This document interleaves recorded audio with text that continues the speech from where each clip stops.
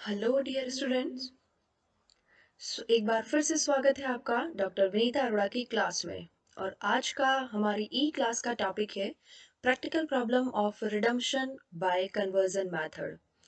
इस conversion method में actually होता क्या है, कंपनी अपने डिबेंचर होल्डर्स को कैश में रीपेमेंट नहीं करके उसके बदले में नए शेयर्स या नए डिबेंचर्स इशू कर देती है। इस टॉपिक को और डिस्क्रिप्टिव वे में समझने के लिए हम अपना लास्ट वीडियो आप जरूर देखें, जिसका लिंक हमने अपने डिस्क्रिप्शन बॉक्स में दिया हुआ है। लेकिन उससे पहले, यदि अभी तक आपने हमारे चैनल को सब्सक्राइब नहीं किया है तो प्लीज़ हमारे चैनल को सब्सक्राइब जरूर करें। और यदि आप हमारे चैनल पर नए हैं तो हम डेली एक इजी कंसेप्ट के साथ आपको ई लेक्चर ई वीडियो प्रोवाइड करवाते हैं। तो हमारे चैनल को यदि आप पसंद करते हैं, हमारे वीडियोस को आप पसंद करते हैं, तो चैनल को लाइक जरूर करें और सब्सक्राइब जरूर करें। तो guys, this is doctor Vinita Arora and let's start today's class. देखिए, सबसे पहले मैं एक की फॉर्मूला आपको दे रही हूँ। जैसा कि मैंने अपने पिछले वीडियो में भी आपको बताया था कि जर्नल एंट्रीज यानी उनके अकाउंटिंग ट्रीटमेंट, इस मेथड के अकाउंटिंग ट्रीटमेंट में हमें इम्पॉर्टेंट जो रहता है वो अमाउंट फिल करना। जर्नल एंट्रीज में क्या अमाउंट फिल होनी चाहिए, क्योंकि यहाँ पर सबसे इम्पॉर्टेंट कंसेप्ट है कि number of new issue calculate करना होगा। यानी कितने नए शेयर्स या डिबेंचर्स हमने इशू किए हैं, ये कैलकुलेट करना आपको आना चाहिए, तभी आपकी अमाउंट सही होगी। सो लेट्स सी की फॉर्मूला। देखिए, यदि आप नए नंबर ऑफ शेयर या डिबेंचर्स के बारे में जानना चाहते हैं, उसकी संख्या आपको कैलकुलेट करनी ही होगी before providing the journal entry. तो यहाँ पर आप एक सिंपल सा फार्मूला मैं आपको दे रही हूँ। इस फार्मूले को आप हमेशा ध्यान रखिएगा इस मेथड के लिए। ये मेथड देखने में थोड़ा टिपिकल लगता है, लेकिन जिस तरह से हमने आपको यहाँ पर एक्सप्लेन किया है, जो एक सिंपल सा की फॉर्मूला आपको दे रही हूँ, इससे ये मेथड बहुत आसान हो जाएगा। इसको आप देखेंगे भी। तो हमारा फॉर्मूला है अमाउंट पेबल ऑन रिडम्पशन, यानी रिडम्पशन पर कितना अमाउंट कंपनी को डिबेंचर होल्डर को देना है। एक बार आप ये डिसाइड कर लीजिए।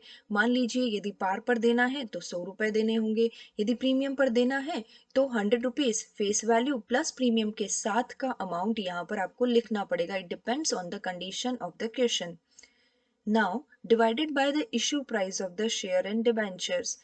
देखिए, यहाँ पर डिबेंचर्स के इशू की बात करते हैं, तो डिबेंचर्स का इशू पार पर हो सकता है या प्रीमियम पर हो सकता है या डिस्काउंट पर हो सकता है। लेकिन जब शेयर के इशू की बात होती है तो आपको क्वेश्चन में जो कंडीशन गिवन होगी वो ये कि यदि शेयर का इशू किया जा रहा है तो या तो पार पर दिया जाएगा या फिर प्रीमियम पर दिया जाएगा। ये चीज़ें आप ध्यान रखिए। केवल उसी इशू प्राइस को ही लिखिएगा। It may be 100, it may be 120 if premium, it may be on 80 if discount, okay, in the condition of the debentures, क्योंकि शेयर्स को हम डिस्काउंट पर इशू नहीं कर सकते। सो गाइज, देखते हैं हमारे क्वेश्चन को। देखिए, ये चार कंडीशंस मैंने आपके सामने रखी है। डिफरेंट डिफरेंट कंडीशंस हैं। ये आपको इस मेथड को समझने में ज़्यादा फायदेमंद होगी। सबसे पहली कंडीशन है, आर लिमिटेड ने 3000 डिबेंचर्स को रिडीम करना है। 12% डिबेंचर्स हैं और उसकी फेस वैल्यू 100 रुपीज़ की है, जिनको पार पर इशू किया गया था, लेकिन उनका रिडम्पशन 10% प्रीमियम पर है। उनको कन्वर्ट कर दिया जा रहा है, पार पर नए इक्विटी शेयर इशू किए जाएं जो कि 10 रुपए की फेस वैल्यू के साथ में होंगे। Of course guys, next condition को हम देखते हैं। पी लिमिटेड 2000 डिबेंचर्स को रिडीम करना चाहती है, सेम वही 100 रुपीज़ की फेस वैल्यू, जिनको इशू किया गया है 10%। इशू तो किया गया है पार पर, लेकिन उसका रिडम्पशन किया जाएगा 10% प्रीमियम पर। देखिए, यहाँ पर कंडीशन चेंज की 10% प्रीमियम पर रिडम्पशन किया जाएगा, इसको जरूर से आप ध्यान रखिएगा। और इसी तरह से जो नए शेयर्स इशू किए जा रहे हैं वो भी 25% प्रीमियम के साथ इशू किए जा रहे हैं। थोड़ी क्रिटिकल कंडीशन है, लेकिन देखिए, हम बहुत इजी सोल्यूशन के साथ आपको इसका समाधान देंगे, इसके सोल्यूशन करवाएंगे। T Limited redeemed 3000 debentures 100 at par at discount of 5%. Yes, T Limited ने 3000 debentures issue किए हैं, now this time discount पर issue किए हैं, okay, by converting them into equity share of 10 each issued at par. यानी company का कुछ question silent है, तो आप यही मानेंगे कि कंपनी ने रिडम्पशन के लिए एट पार की ही कंडीशन रखी है। कंपनी ने जो डिबेंचर्स इशू किए थे वो डिस्काउंट पर इशू किए थे, लेकिन उसका रिडम्पशन पार पर किया जाना है। और साथ ही में जब इन डिबेंचर्स को कन्वर्ट किया जाएगा तो जो नए इक्विटी शेयर्स हैं वो इक्विटी शेयर्स पार पर ही इशू किए जाएंगे। नाउ अगली कंडीशन को समझते हैं। एस लिमिटेड 2000 डिबेंचर्स को रिडीम करना चाहती है, 100 रुपए की फेस वैल्यू, जिनको इशू तो 5% डिस्काउंट पर किया था। इवन कोई बात नहीं लिखी है तो यही मानेंगे रिडम्पशन पार पर है, लेकिन इन सब डिबेंचर्स को कन्वर्ट करने के लिए 25% प्रीमियम के साथ नए शेयर्स इशू किए जाएंगे। यस, जो डिबेंचर्स इशू किए गए हैं वो 5% डिस्काउंट के साथ रिडम्पशन प्रीमियम पर करना है, रिडम्पशन पार पर करना है, लेकिन जो नए शेयर्स इशू किए जाएंगे वो प्रीमियम पर होंगे। देखिए ये सारी ही कंडीशंस आपको बेटर एक्सप्लेनेशन देंगी इस मेथड का। सो गाइज लेट्स स्टार्ट करते हैं।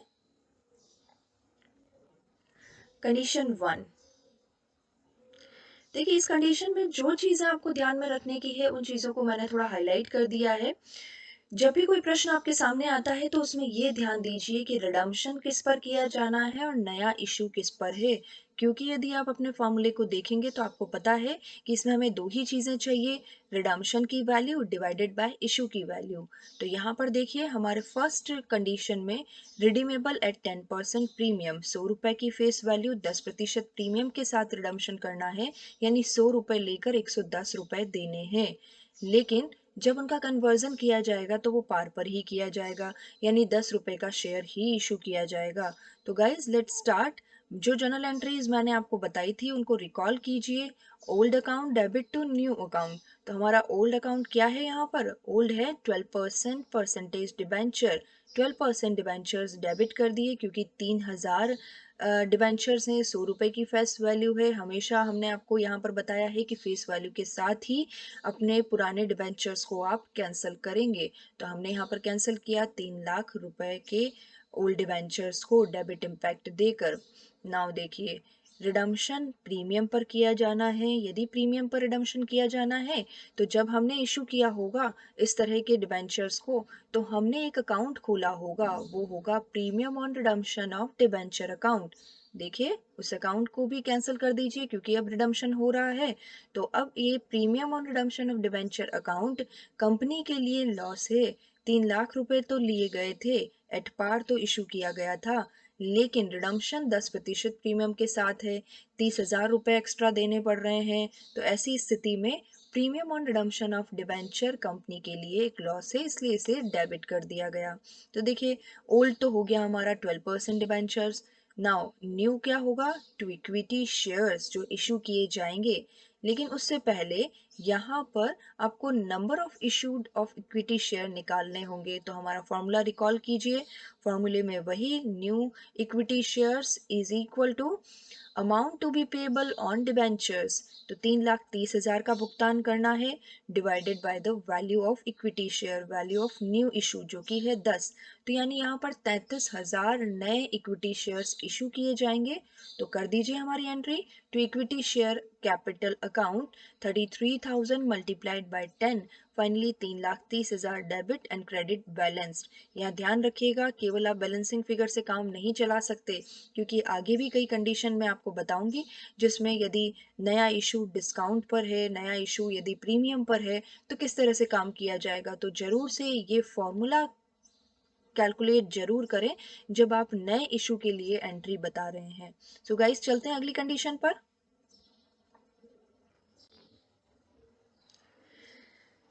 देखिए यहाँ पर भी मैंने आपको बता दिया है कि रिडम्पशन 10% प्रीमियम पर किया जाना है। ठीक है, 100 रुपए लिए हैं, 110 रुपए दिए जाएंगे, लेकिन उनका कन्वर्जन भी 25% प्रीमियम पर किया जाना है। No need to worry. चलिए शुरू करते हैं, क्योंकि वही 12% डिबेंचर्स जो ओल्ड डिबेंचर्स उन्हें कैंसिल किया, 2 लाख रुपए के डिबेंचर्स हैं। नाउ प्रीमियम की बारी है। प्रीमियम रिडम्पशन ऑफ डिबेंचर्स 20,000 देना ही होगा, क्योंकि इशू करते वक्त हमने इस अकाउंट को क्रेडिट किया था एक प्रोविजन के हिसाब से। तो यहाँ पर अब हमने इस अकाउंट को डेबिट कर दिया है, यह एक कंपनी के लिए लॉस है। नाउ फाइनली नए इशू की एंट्री करते हैं, लेकिन नए इशू की एंट्री करने से पहले कैलकुलेट कीजिए new number of shares. Number of new equity shares कितने होंगे गाइस? देखिए अमाउंट टू बी पेएबल हो गया है 2,20,000 रुपए divided by the value of share. Value of new issue कितना है? 10 रुपए का तो शेयर है और 25% प्रीमियम के साथ है, यानी यहाँ पर 12 रुपए 50 पैसे वैल्यू ऑफ न्यू इशू कहलाएगा। तो हमारे पास जो नंबर ऑफ शेयर मिले हैं वो है 17,600।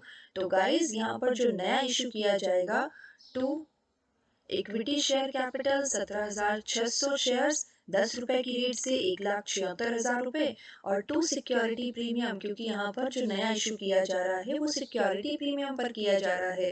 तो to security premium 17,600 number of share multiplied by value of security premium it is 2.5 2 रुपए 50 पैसे। तो 44,000 हमारा यहाँ क्रेडिट हो गया। देखिए अब यहाँ पर बैलेंस हो गया 1,76,000 प्लस 44,000, ये हमारा 2,20,000 ही होता है। सो गाइस बहुत ही सिंपल कंसेप्ट है यदि आपने फॉर्मूले को ढंग से यूज करना सीख लिया हो। अगली कंडीशन पर चलते हैं। यहाँ पर जो रिडम्पशन किया जाना है वो पार पर किया जाएगा।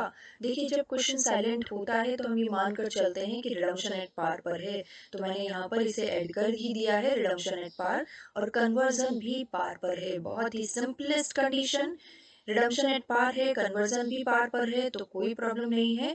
देखिए सबसे पहले ओल्ड डिबेंचर्स को डेबिट तो कर ही दीजिए, 3 लाख रुपए के हमारे ओल्ड डिबेंचर्स हैं, और नया क्योंकि कोई प्रीमियम नहीं है, कोई डिस्काउंट नहीं है, तो किसी तरह की कोई टेंशन की रिक्वायरमेंट नहीं है यहाँ पर।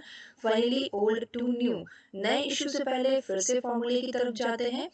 देखिए जो 3 लाख रुपए का हमारा पेबल अमाउंट है divided bye value of the new issue 10 रुपए ही है, क्योंकि पार पर ही काम करना है। तो total number of new equity shares होंगे 30,000। तो हमारी एंट्री होगी to equity share capital 30,000 number of share और 10 रुपए की दर से इसे इशू किया जाएगा, यानी 3 लाख। तो इस तरह से डेबिट क्रेडिट बैलेंस हो गए। सो गाइस नेक्स्ट कंडीशन पर चलते हैं। इस फोर्थ कंडीशन की बात करते हैं। देखिए रिडम्पशन पार पर है, जो पहले डिवेंचर्स इशू किया गया था वो डिस्काउंट पर है, 5% डिस्काउंट के साथ। नो मैटर्स गाइस, जब हम इस मेथड पर प्रैक्टिकल प्रॉब्लम्स की बात करते हैं तो आप ध्यान दीजिएगा, पूरे ही क्वेश्चन में केवल दो ही चीजें इंपॉर्टेंट होगी जो आपको नोटिस में लेनी होगी, वो है कि रिडम्पशन किस पर किया जा रहा है और कन्वर्जन किस पर किया जा रहा है। कोई मैटर नहीं करता है कि डिबेंचर्स को पहले पार पर इशू किया गया है, डिस्काउंट पर इशू किया गया है, या फिर प्रीमियम पर इशू किया गया है। तो गाइस चलते हैं रिडम्पशन एट पार पर। तो हमने सिंपली 12% डिबेंचर्स को डेबिट कर दिया, कैंसिल कर दिया। 2 लाख रुपए के 12% डिबेंचर्स को हमने डेबिट किया, लेकिन यहाँ पर कन्वर्जन प्रीमियम पर हो रहा है। तो कन्वर्जन के लिए सबसे पहले आप अपने फॉर्मूले की तरफ जाइए। Number of new equity share 2 lakh की अमाउंट पेएबल है, क्योंकि ये जो रिडम्पशन किया जा रहा है वो पार पर ही किया जा रहा है, किसी तरह के प्रीमियम पर नहीं किया जा रहा है। तो सिंपली जो अमाउंट पेएबल है 2 लाख की, उसे आप न्यूमरेटर के रूप में रखिए divided by value of new share, value of new equity share. 10 रुपए का शेयर है, 10 रुपए की फेस वैल्यू है और साथ में 25% प्रीमियम है। तो गाइज यहाँ पर 12 रुपए 50 पैसे की वैल्यू होगी। So guys 2 lakh divided by 12.5, it is 33,000 number of new equity share. So guys देखते हैं number of new equity shares के साथ 16,000। यस गाइज यहाँ पर थोड़ा सा मिस्टेक है टाइपिंग, यहाँ पर 2 लाख डिवाइडेड बाय 12.5 16,000 होना चाहिए था। तो 16,000 हमारे new number of equity share हो गए 10 रुपए की दर से 1,60,000 रुपए, और to security premium 16,000 number of share multiplied by 2.5, यानी 40,000 का सिक्योरिटी प्रीमियम हो गया। सो गाइज डेबिट और क्रेडिट यहाँ पर बैलेंस हो गए 1,60,000 प्लस 40,000। सो गाइज फाइनली ये हमारी फोर्थ कंडीशन भी पूरी हुई। Finally, everyone, thanks for watching my video and please subscribe my channel. Thank you so much.